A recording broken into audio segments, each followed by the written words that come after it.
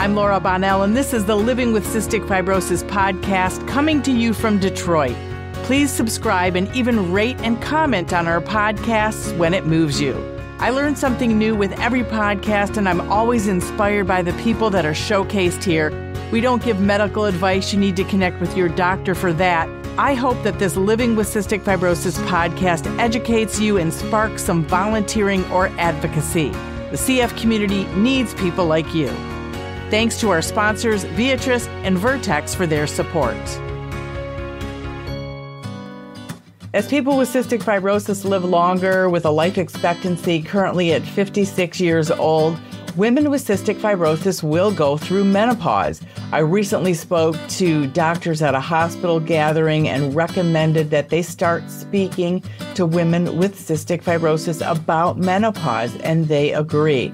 There is so little discussion and education about women in menopause, just in general.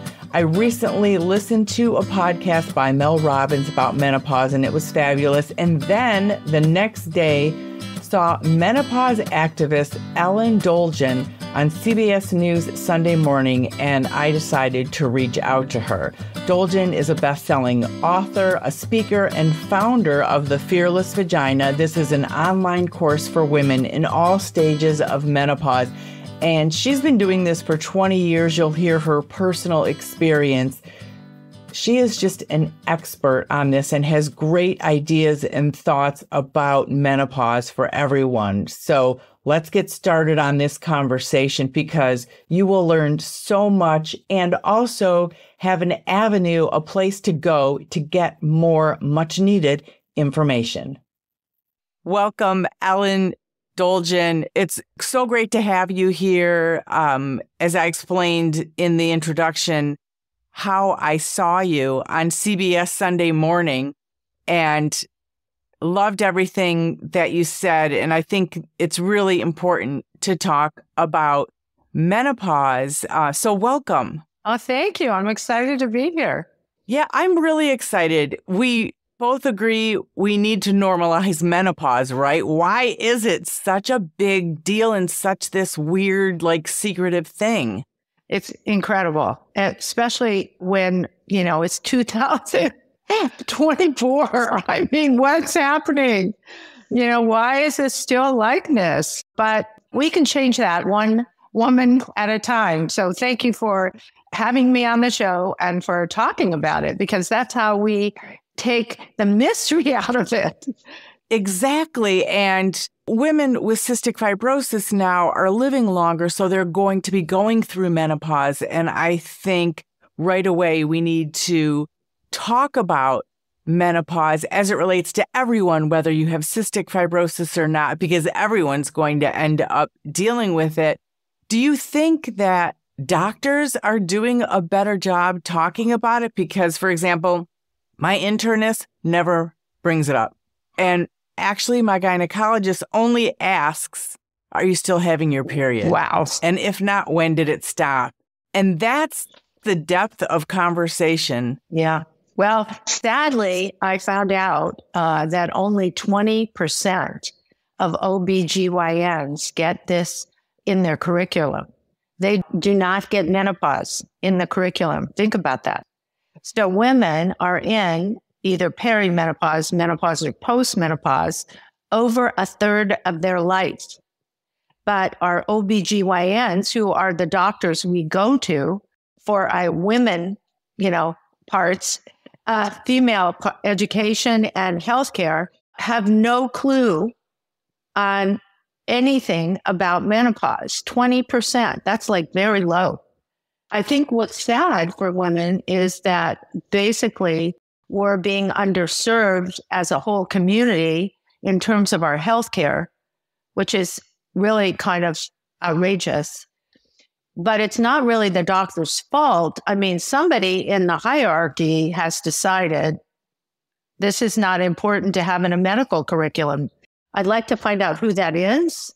Right. Me too. Yeah, because I'd like to talk to them. But I have a feeling they could be from a different sex.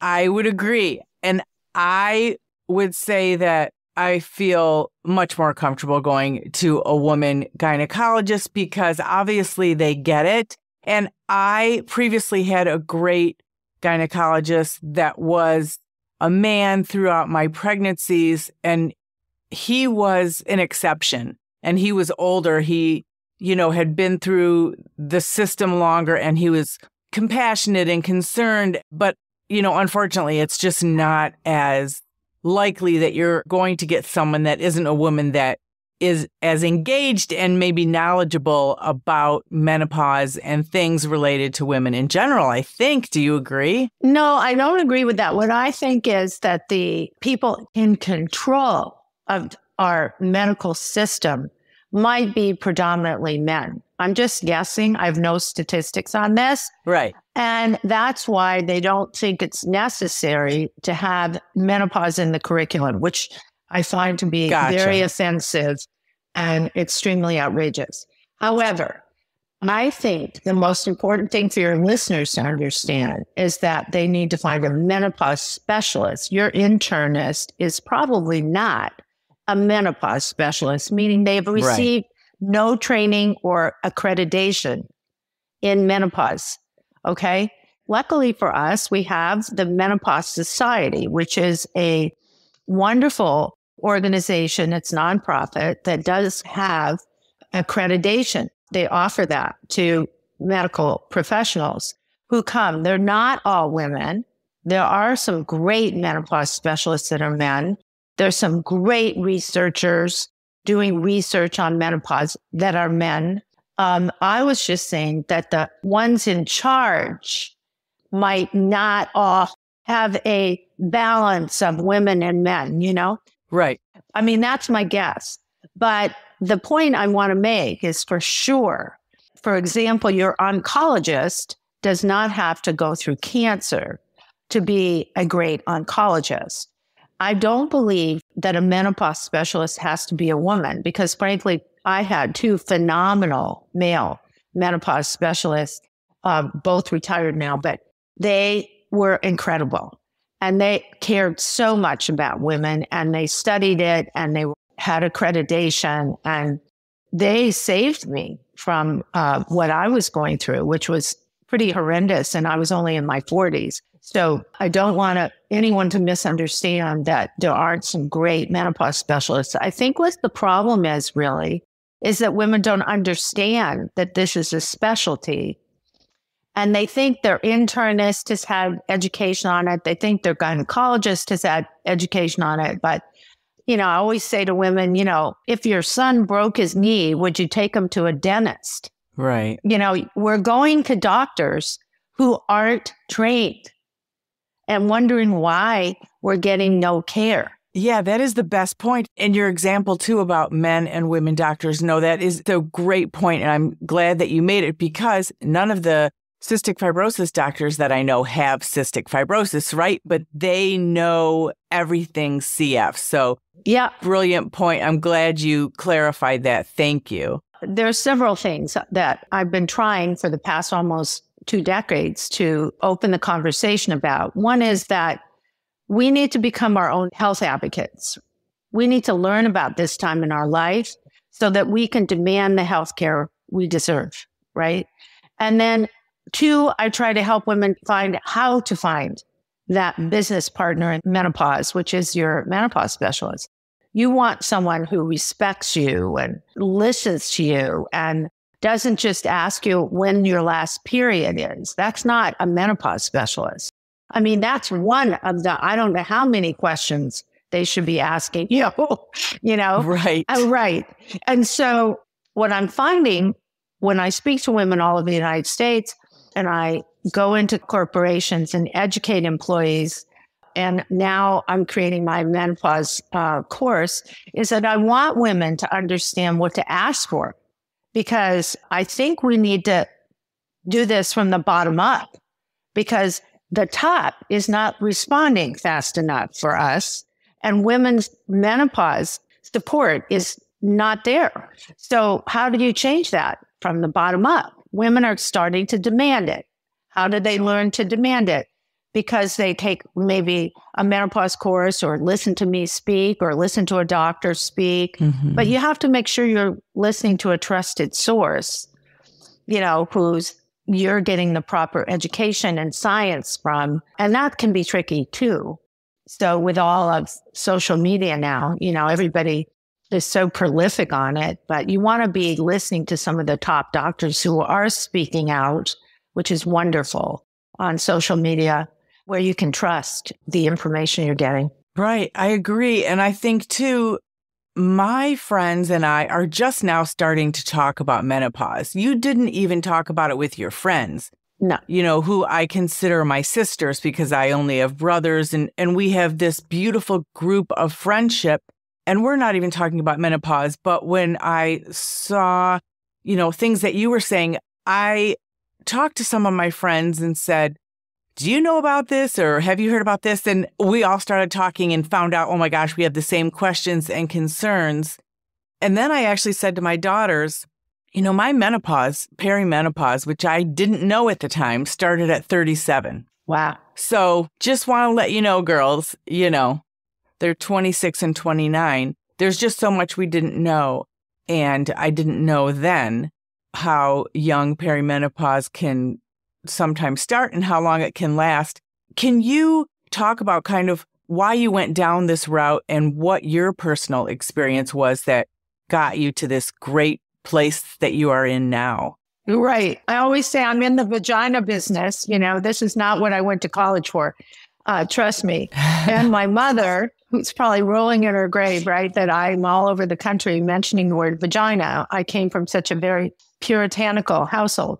But the truth is that we have to own that word, Right. And that's why my new course that I'm creating is Fearless Vagina, Ellen Dolgen's Guide to Menopause, because I think we have to be fearless in this. So I was far from fearless when I started out. I was in my mid-40s. And the middle of a business meeting, without any warning at all, I all of a sudden lost my train of thought, like mid-sentence. Not I've lost my keys or I can't find my glasses. I'm talking about a complete blank blackout of thought. And it sort of freaked me out. My husband and I work and play together. So he sort of filled in my sentence because he knew what I was going to say intuitively. And, I left that meeting thinking, oh, I must be tired. I must be doing too much, because that's where we go when we want to be fine, because we always want to be fine because we're kind of the glue of the household, So we don't have time to take care of ourselves. We usually are on the bottom of our to-do list, right? Right. But it kept happening. This brain fog kept happening, even in social settings. And I wasn't tired, but I still tried to pretend I was fine. The next symptom I had was insomnia, which I had never had before in my life. I am a great sleeper. So it was very bizarre, but I thought it was because I was worried about the brain fog. So I always had an excuse of why I had a problem. And of course, I never thought about menopause. I was in my 40s. I mean, back then, I really equated menopause for old ladies. Right. I'll get there when I'm in my 70s, which, by the way, is not old. I'm just here to say. Right. But, that's how I thought about menopause. I wasn't even, it was like something I wouldn't even have thought about, right?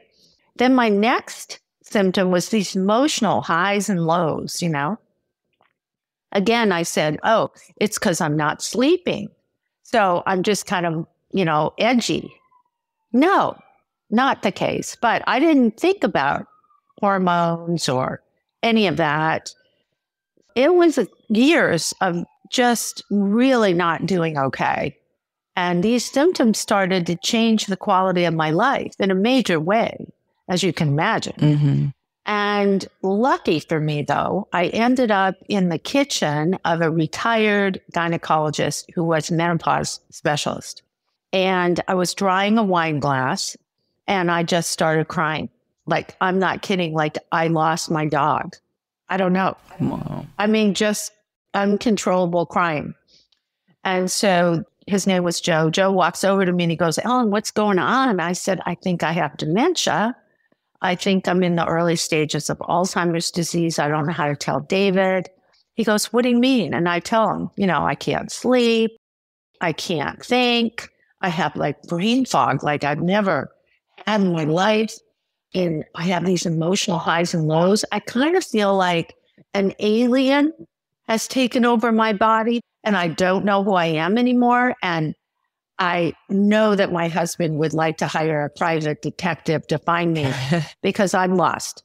And he puts his arm around me and goes, Ellen, I'm pretty sure you're in perimenopause. Well, I was so insulted. I looked at him and I was just appalled. Are you out of your mind? I'm in my 40s. He goes, yeah, I know. That's the perfect timing. You're right on time for perimenopause. I said, what the heck is that? And so he proceeds to educate me. Like we would go to lunch. He educated me. He taught me everything. He actually helped me with my first book. He was retired. He helped me find a menopause specialist. I learned all the questions I needed to ask. I basically started charting my symptoms, which is why I have a symptoms chart for women on my website they can download. And I tell you, it changed my life. Like, unbelievable. And then I got mad. I mean, really mad.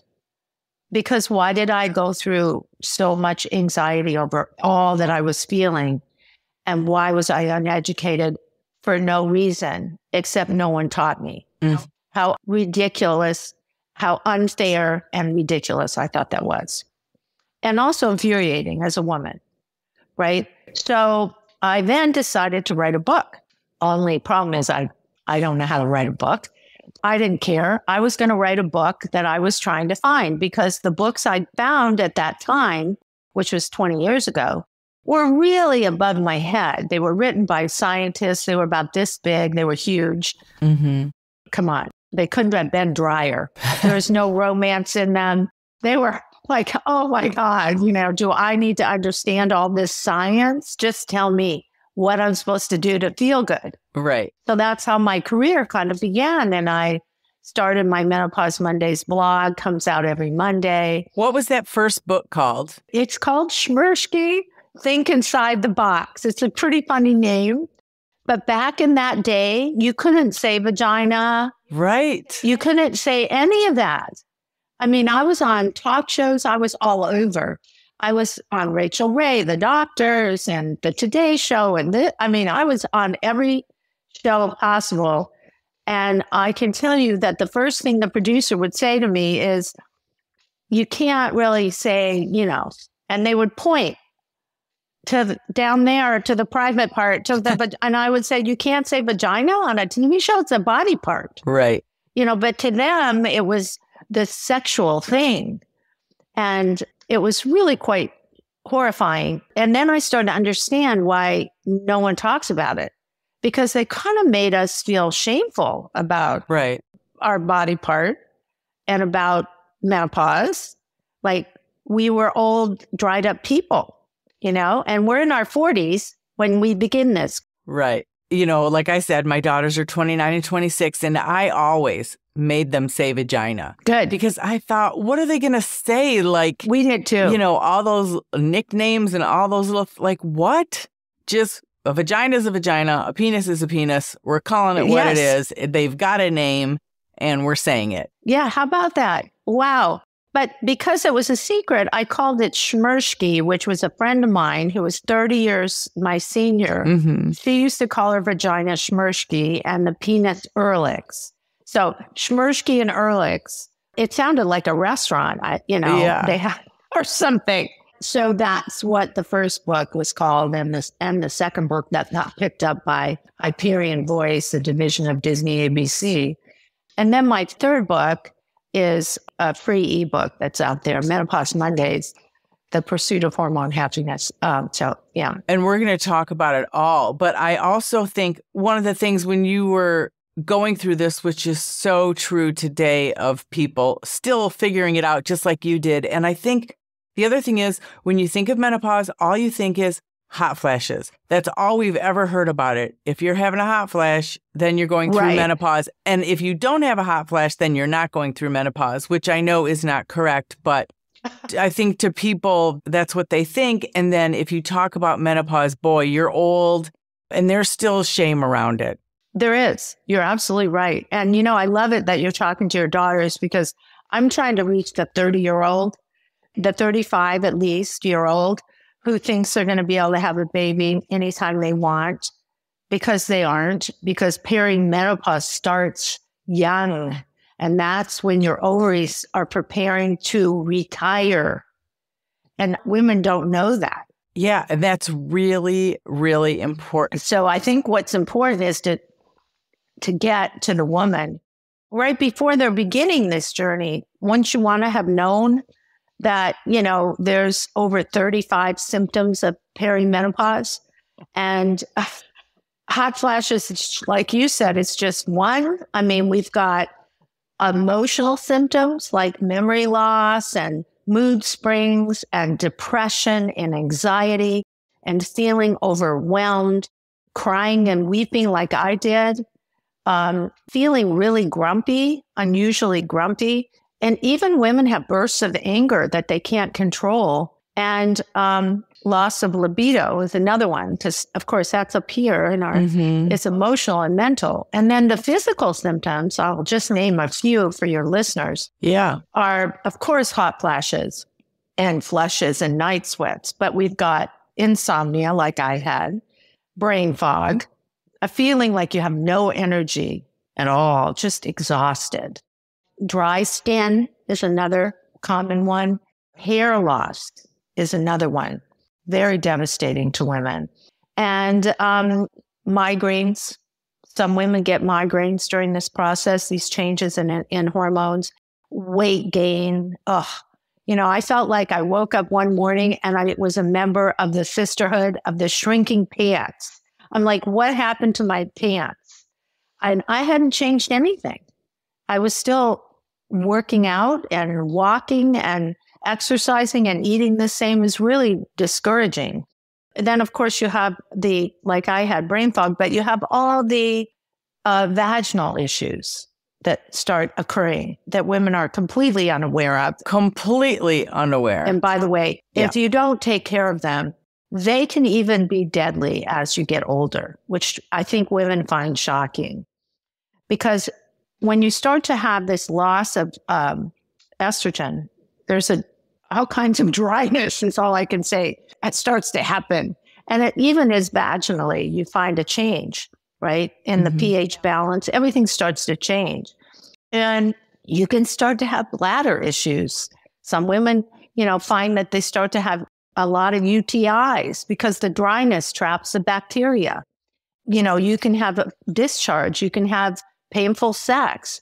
All these things can be fixed, but women don't even know that it can, and they don't know it's a part and normal of this process. And that's a situation I had with one of my friends just a couple weeks ago, and mentioned to her seeing you and watching what you had to say and listening to another podcast as well. And she actually went to the doctor and found out she was not dying like she thought she was, but she had it taken care of, and she just couldn't believe it. So now I said to her, that I had talked to you. I said, we're having a menopause party. We're going to have a menopause party with Ellen. I just think that getting the information is so empowering, right?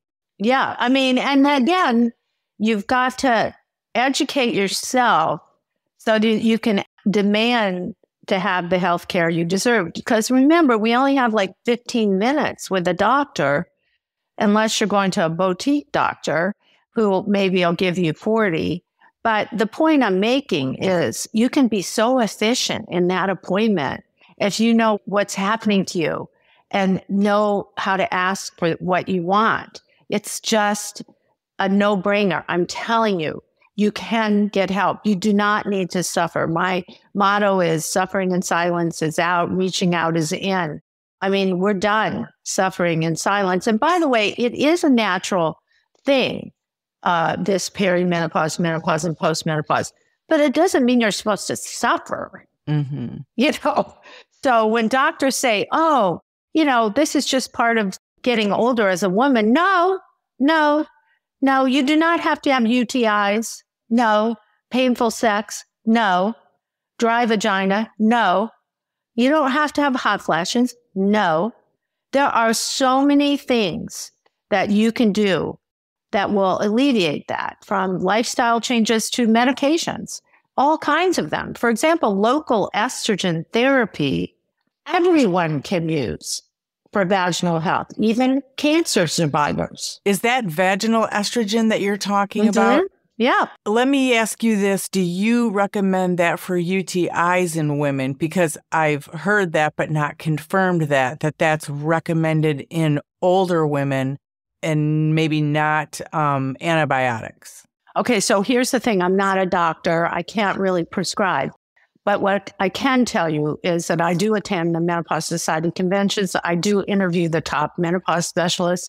And I'll tell you, if you are having issues, you get yourself to a menopause specialist or your gynecologist. If you're not at a menopause specialist yet, have your doctor do a physical exam, check the pH balance to see if you need to have a local estrogen therapy and see if that's part of your problem. Now, it might be that's the answer to your problems, but you also might have an infection that has to be taken care of as well. So that's up to a doctor, not me. But I can tell you that if you don't take care of, let's say, the dry vagina, it gets worse as you get older. And women are getting what they call severe infections at older ages that couldn't be prevented if they had had local estrogen therapy. And sometimes those are very toxic. I don't know about you, but I know several women whose mothers literally couldn't walk because of UTIs and an older age. It can be very toxic. Wow. Yeah. It's a little different when we're younger, but it's the bacteria and everything, the way it goes throughout your body, it's very different as you get older. So that's a chronic problem women need to understand. That, in other words, something chronic needs to be handled, else it gets worse. Let's talk about the Fearless Vagina, your menopause guide. Let's kind of start with that. Tell us what that's about and how that can benefit women, all of us. Yeah. Well, here's the thing. I mean, women call me from all over wanting to know, how do they get all the information? They need it now, right? And when I'm speaking, so they've been asking me to do a course, a menopause course. I never had time. I decided this year that's my goal. So I am working on the course right now. It should be done soon. It's in pre-sale. You can go to my website, ellendolgen.com. You can sign up for the pre-sale, and it's under $100. And during pre-sale, you can get one, gift one. So if you split it with a friend, it's $45 or something like that. So what I'm trying to do is make the information affordable for all women. And I can tell you for sure, after taking this course, you will be prepared to go and find a menopause specialist. You will know exactly what to ask for. You will understand your options. You will have charted your symptoms so that you can go in and say, hey, I am having 5 hot flashes a night, or over the course of this past month, I have not slept, and it's all there and it's evaluated and it's understandable because I've worked on the chart with menopause specialists.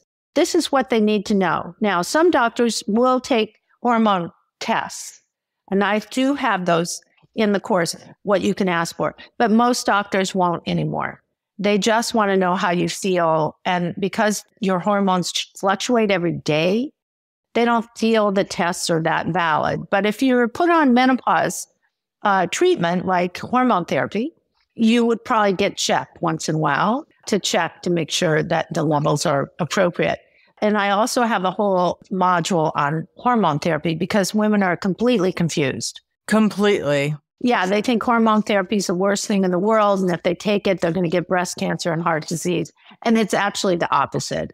And so that was all because we had these very poorly crafted, sensational, sound bites from the 2002 Women's Health Study, which have been completely debunked, but nobody's listening. Right. And it was my mother's generation, or maybe our mother's generation, that got this misinformation and did pass it down. Like, oh my gosh, just never do that because you'll get cancer from it. So, well, in fact, they found out that, there was an arm of women in the study. Mm-hmm. We looked at all this, by the way. I saw that. But nobody's listening.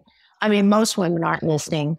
Menopause specialists are screaming out the news, but nobody's listening. I'm trying to do it. I've been doing it for almost 20 years. But what they did find out, for example, for the women who have had a hysterectomy, they only need estrogen.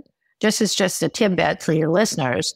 What they found out is the women who had been on estrogen alone had a 23% decrease in breast cancer. That's a pretty big difference in the soundbite, right? Mm-hmm.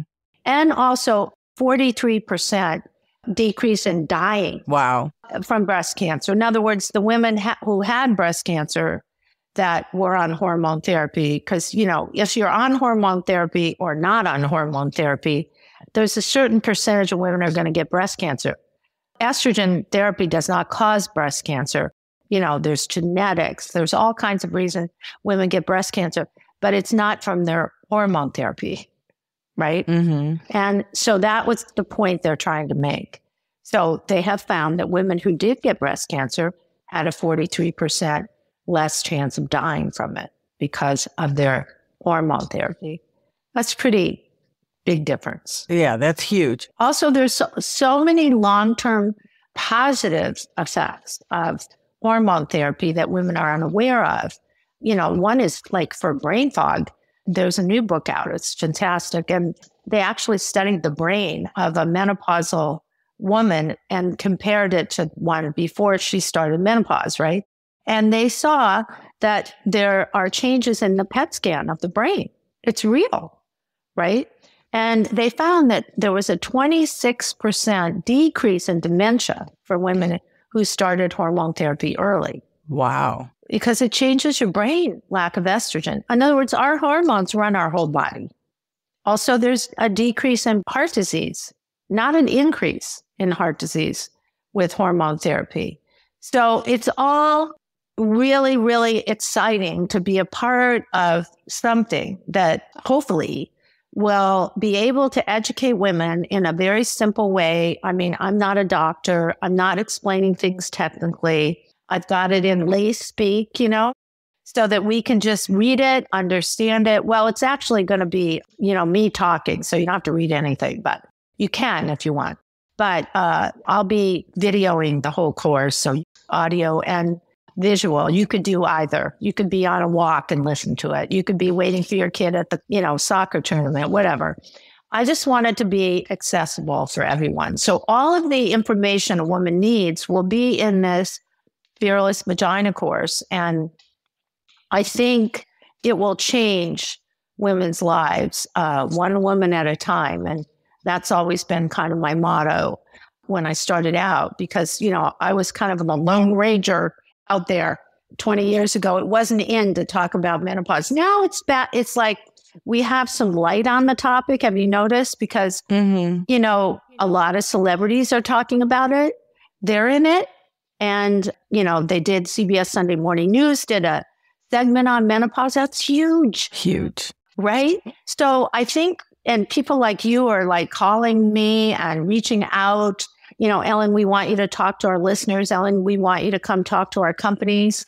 And that's exciting because I think we can make a difference in this world for women.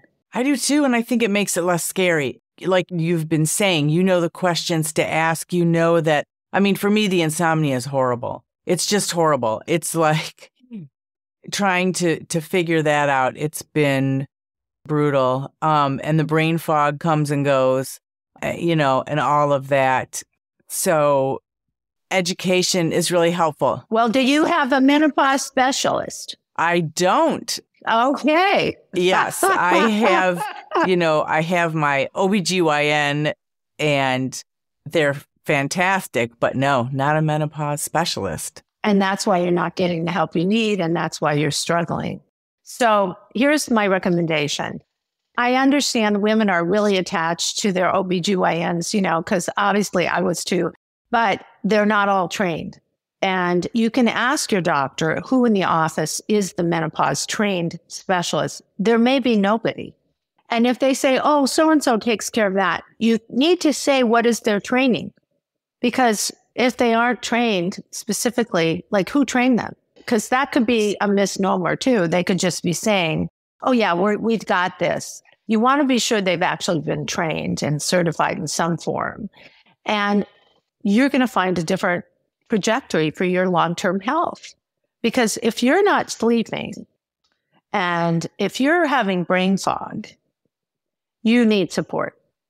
That's not long-term a good thing for you. Right. And it doesn't magically go away. In fact, it can cause other physical issues that you don't want. Lack of sleep is actually not good for us. Right. We are learning so much about that just in general as a population. And I also think that not being prepared, everybody wants to be prepared. You want to have some idea. So when you start going through things, like exactly what you're talking about, the questions to ask, or once you have a diagnosis of cystic fibrosis, you want to be with the specialty doctors. You want to be with the experts. You need to. And we would do it for our kids, but maybe we don't think, I don't have time to figure it out for me. And I didn't know there was a I think that's actually more the case. I think if you had been told that, oh, by the way, once you start some of these symptoms, these will be happening in your 40s, but they can happen in your 30s, like you have started young. That's not uncommon, by the way, can happen.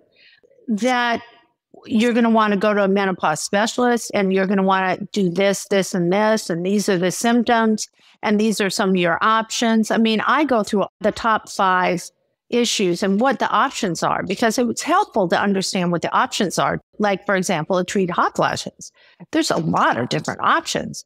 I mean, it's not one size fits all.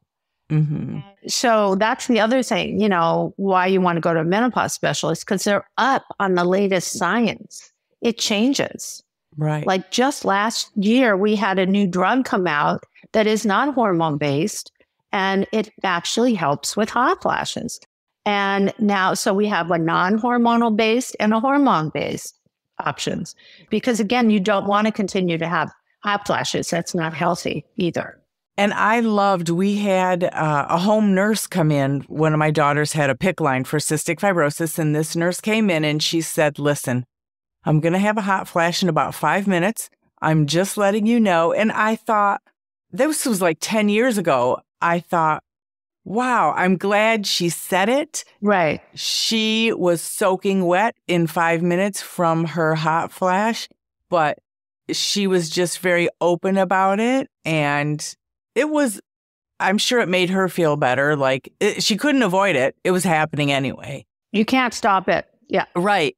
So are you finding now that more people are talking about it because you're being heard more now? Well, I think when we share, the sisterhood shares, then other people share. Don't you think? I mean, it's like a domino effect. Right. So the more open we are about this time in our life, and, in the beginning, I mean, like I said, it was difficult because nobody wanted to talk about it. I think today we have, there's a door open for us today.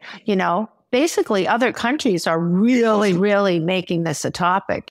They're having menopause platforms and, menopause in the workplace, instruction, and all kinds of great stuff. And I'm hoping the U.S. will get with the program, but at least we're talking about it now. And I'm finding women are demanding it from their HR departments. They're coming in and they're saying, we want you to bring in Ellen. That's how they're finding me, because, I'm not pitching companies.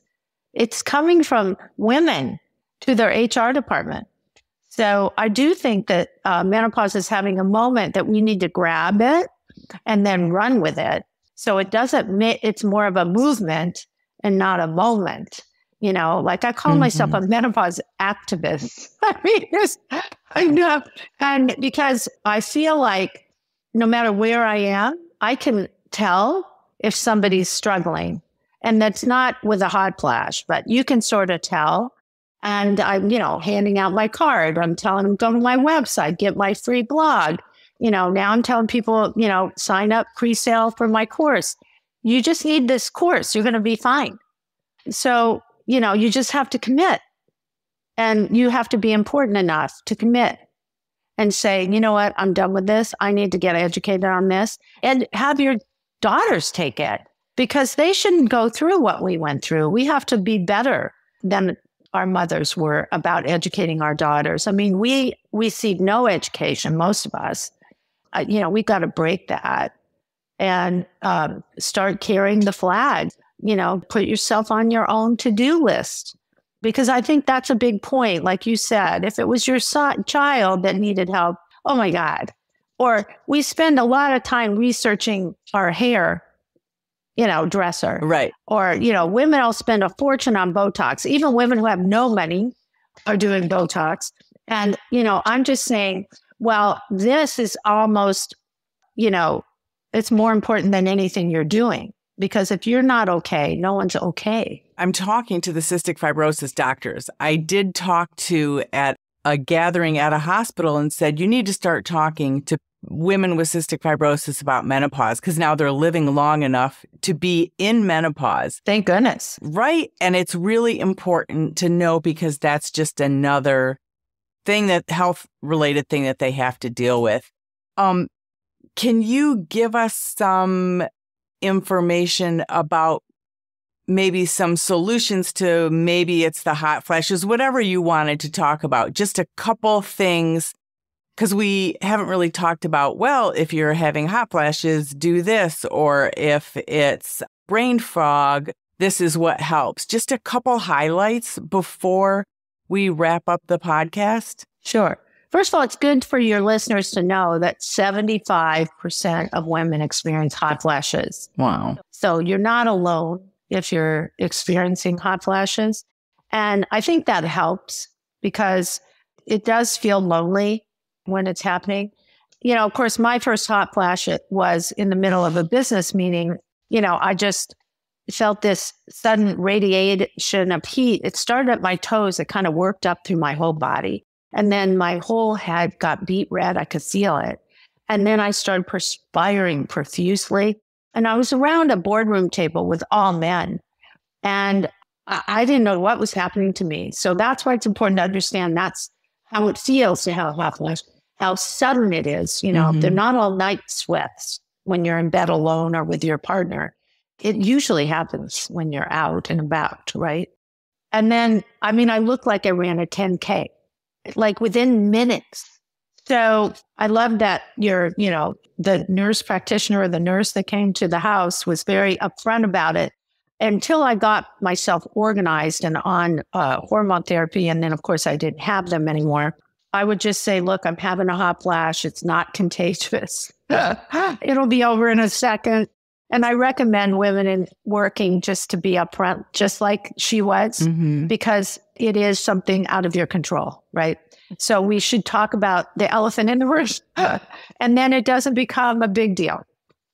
But there are lots of different things you can do for hot flashes. First of all, you can do some quality of life changes that'll benefit you anyway. So here they are. You can, and don't shoot the messenger, but alcohol actually increases hot flashes. It's also not good for you. It increases risk of breast cancer as we get older. So women who are drinking wine every night to sort of soothe their menopause symptoms, the opposite effect. So reduce your alcohol intake. It can reduce your hot flashes. Also, some women find anything hot, like even spicy food, reduction of spicy food, or even caffeine can bring on a hot flash. Now, I'm not saying cut it all out. Do one thing at a time. See if it works for a couple weeks. it's like trial and error. Right. And then, any excess weight you have on will also increase your hot flashes. So if you want to just kind of look at your eating, how healthy you're eating and what you're eating, I can tell you that you have to make changes in your eating during menopause. Pretty much every woman has told me they've had to, because I think, our metabolism changes with our hormone changes. Maybe go for more walks, increase your workout a little bit, and look at your intake of food and what you're eating, so you could cut your portions down a little bit. Some women go on intermittent fasting and find it's fantastic. And is it important to talk to your mother? Like, my mom had a hysterectomy early, so she doesn't know any real symptoms that she would have had. Well, actually, if you have a hysterectomy, you go right into menopause. Yes. So she might have gone right into having hot flashes. Gotcha. She didn't skip anything. She just went in like a car in a wall. Gotcha. I just talked to somebody who did that also. Someone in her 40s who just had a hysterectomy, and she has weight gain as well. Yeah. It's like you went right into the menopause wall. Whereas perimenopause, which is can be 2 to 10 years before you reach menopause, usually you do it gradually. Your ovaries start to retire gradually. Okay. And that's usually where a lot of symptoms occur during the perimenopause. Like, you notice changes in a lot of things, right? The first thing you may notice is your periods will get, very crazy. They'll come and go at weird times. The flow's different. It can be long. It can be short. But you haven't reached menopause until you've been without a period for 12 consecutive months. This is important because if you've had any breakthrough bleeding, even a drop, you have to start the clock over. It's literally no bleeding at all for 12 consecutive months. Why is this important? Because you can still get pregnant. So if you've been without a period for 6 months, you're not in menopause yet. You can still get pregnant. So I always tell women, don't open up the window and let those wings fly out with the tampons and all the crap. Keep them until you've been without a period for 12 consecutive months. So that's important. So those are some lifestyle changes. Sometimes meditation, anything that brings the cortisol down. These are some lifestyle changes you can. Breath work. A lot of women find breath work is helpful. And some studies even show a low-fat vegan diet can reduce hot flashes. There's a doctor presented at the Menopause Society who researched that, meaning low-fat. What's what I mean by that is, a vegan diet can be full of food you don't want to eat. So you actually want to, cook a lot of this at home because a lot of the vegan food is filled with other stuff you don't want. And smoking, if you smoke, it not only increases hot flashes, it increases the intensity of a hot flash. But back to hot flashes. Okay, I want to really quick. So because that's the most common. Sure, you can try these lifestyle changes. You can also talk to your doctor. The gold standard, hormone therapy. Absolutely 100% will take care of your hot flashes, the best. But there are other medications as well, like I spoke about. There's a non-hormonal medication that is new last year that works wonders. There's also other things that women can go on, like antidepressants, low dose. And there's other off-label drugs that are also used if you don't want to go on an antidepressant that your doctor, a menopause specialist, will know about. There is a list of things that you can try. And so that's why I say don't suffer, because you can get help.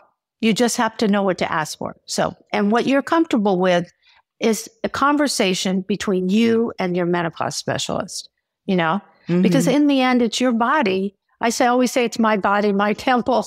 I'm going to, in the end, decide how to take care of it. So if I'm not comfortable with hormone therapy, maybe I'm not going to go on it, even though it's a gold standard.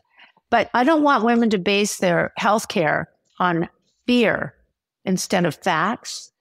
So that's why I go through a whole module about the facts about hormone therapy. So you can decide. It's great advice and great information. And I think too, I wanted to tell you, I have several friends, even myself, when you get that brain fog and you were talking about it, you think Alzheimer's first, because that's the big fear, right? And you're not forgetting which way to get on an escalator. You may just not remember like where you put your keys, or you can't think of a word. And it's extremely frustrating. But a number of my friends went and did testing for Alzheimer's because that was their first thought. Menopause was not their first thought ever about brain fog. So it's really important to get this information out that you have so well. You've put this together because it's really important for people to understand. And the more you talk about it, the more someone says, oh my gosh, are you kidding me? I thought it was Alzheimer's. Who knew it could be menopause? So those discussions are really important. What other things do you think are really important that you want people to hear, maybe that we didn't bring up yet? Well, real quick on that before we move forward, I think it's really important for women to understand that if they're having that kind of, first of all, if you have genetics of dementia in your family, all the more reason to understand how estrogen impacts your brain. I want you to take the course, because if you don't understand how estrogen impacts your brain, you will not get the right help. Okay? So if you have genetics of dementia or any kind of, Alzheimer's, definitely understand that your decreased estrogen is important for you to look at whether or not you go on hormone therapy for prevention. Very important. Okay. That's good. Good information, though. Yeah. So because your long-term health matters to me, and you need to make it matter to you. So what I want to tell women is, first of all, don't think you're alone. There are millions of women going through the same thing you're going through. You're not alone. The most important thing I like to impart to women is to trust how they feel. Because when you don't feel good. Please don't pretend to be fine like I did, because you just stalled getting the help you need. And sometimes that can be really not okay for your long-term health. You could be missing the help and the care you need to prevent some kind of other long-term disease. For example, heart disease is the number one killer of women, not breast cancer. So during perimenopause and menopause, lack of estrogen and changes in our hormones can increase our cholesterol, can increase, plaque, all kinds of things. Women need to have tests. I'm going to tell you what tests to get for long-term care. You need to be checked every year. And if you have heart disease in your family, get yourself to a hormone specialist. Mm-hmm. I do. I have heart disease in my family. And so I'm so happy that I was interviewing scientists who got me on hormone therapy, because I've already lived past 58. Most of my father's side died early from blockage. So I don't have that. So trust how you feel, and then reach out and get the help you need. That's the next step. You can trust how you feel, but you still have to make the next step. And I suggest getting my Fearless Vagina course, because you will know exactly what to do. It won't be complicated. You won't feel lost. I'm going to tell you what to do, because guess what? I did it all, and I'm great. So I know it works. I know how it feels to be completely scared and completely confused about the changes in your body. But I also know how it feels to get the right treatment. And I'm definitely signing up for it and friending it to a friend, because I think it's really important to have all this information. And as I told you, and when this airs, my surgery will have been over, but I have to get a hysterectomy because of a couple things going on with me and a cyst on my ovary. But this is such a learning process to understand, what's going on, right? Right. And then you're trying to find, all this information out. And here's the thing. You found out you had this issue and you're doing something about it, right? Mm-hmm. So you problem solving, you're getting a hysterectomy. So you were presented, here's what you could do, and you made a decision, correct? Mm-hmm. That's what you have to do with your menopause journey. You have to go to a specialist. You have to get the information from Fearless Vagina. You have to know what to say to your specialist and what you want to ask for. You have to show them what your symptoms are. And then together you create a health protocol and you check back once a year and check you're done with this part, as opposed to struggling like you're taking care of something.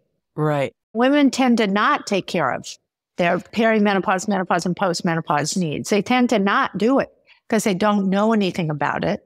And there are not enough specialists out there that are helping women, so they're being dismissed. Right. And as a CF caregiver, normally it's the mother, it's the dads as well, but it's important to make sure that you're okay because right. You either have young children with CF or one or more than one or whatever it is.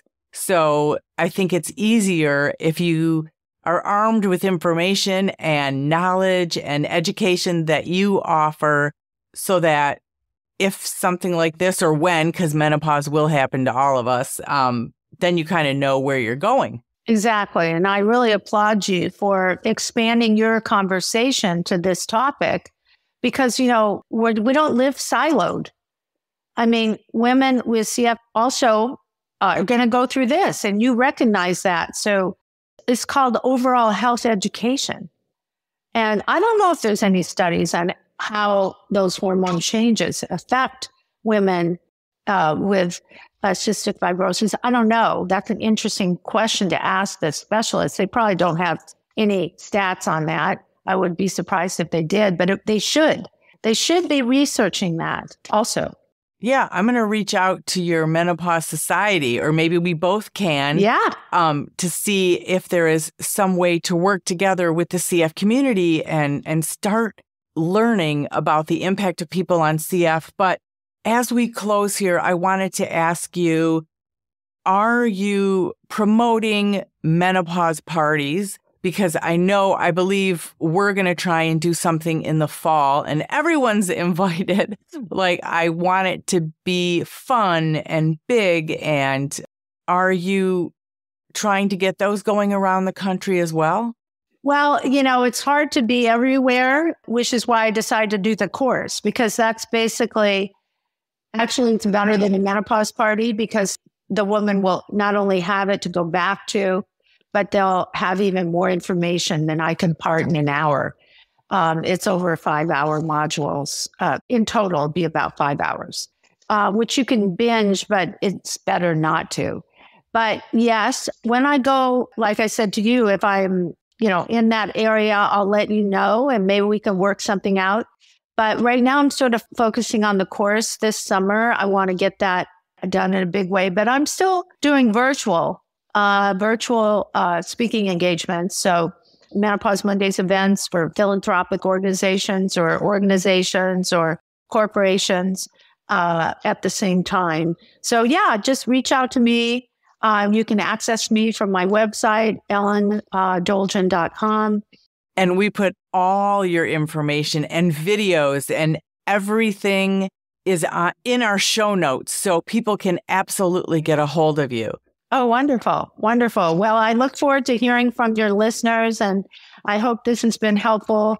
And thank you for branching out and talking about this important topic. And, just remember my motto is suffering in silence is out, reaching out is in. So get the help you need and deserve. Well, thank you so much for being on the podcast and giving us so much information. I think it's really important. I recommend the Fearless Vagina Menopause Guide to everyone, and I'm going to sign up as soon as we wrap this up. So thank you very much for your expertise and for talking about it and all the work you've done over the past 20 years and sharing your personal story. It's really helpful to all of us. Thank you. The original music in this podcast is performed by Kevin Allen. It's not complicated. Who happens to have cystic fibrosis. We all got our worries and fears. I know it's got you frustrated. but loving you is so alright. This has been the Living with Cystic Fibrosis podcast. For more information and to learn more about the Bonnell Foundation, visit our website at thebonnellfoundation.org.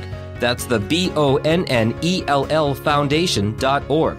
This podcast was sponsored by Vertex Pharmaceutical, The Science of Possibility, and Viatris.